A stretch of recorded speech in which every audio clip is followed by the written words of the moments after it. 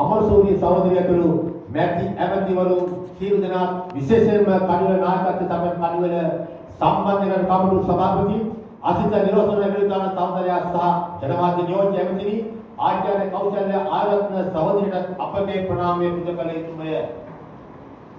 තවද නියෝජ්‍ය නගරාධිපතිතුමා ප්‍රමුඛ මන්ත්‍රී කණ්ඩායමත් නාගරික කොමසාරිතුමිය නියෝජ්‍ය නාගරික කොමසාරිතුමා නාගරික ලේකම්තුමිය මෙන්ම මේ කාර්යයේදී විශේෂ මෙහෙයක් කළ නාගරික ගණකාරතුමා ඇතුළු එම දෙපාර්තමේන්තුවේ සමස්ත කාර්ය මණ්ඩලය නීති නිලධාරීතුමිය නාගරික ඉංජිනේරුතුමන්ලා දිස්ත්‍රික් කාර්යාලය ප්‍රධාන නිලධාරීන් පෙරටුවලගත් සමස්ත මහා නගර සභා කාර්ය මණ්ඩලය සිහිපත් කරන්නේ අද පිරි භක්ති ආදරේනි.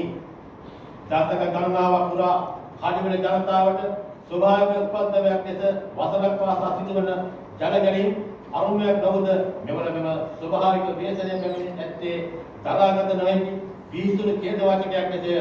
මේ වලට අප නගර සභාවක් ලෙස මෙම ආපදාව කල්පනාකරණය කර ගැනීමට හැකි උපරිම සේවාවක් අපේ සිටින්නෙමු. එබැවින් මෙම ස්වභාවික වේසනය කඩිවල මානව සභාව ඇතුළු සමස්ත කඩිවල ජනතාවටම ආපදා කල්පනාකරණය පිළිබඳව නව දැක්මක් සහිතව සාධනීය පිළිතුරක් ලබා දීමට මඟ පෙන්වන පොළඹවන හැරවුම් ලක්ෂයක් ලෙස හඳුන්වා දිය හැකිය.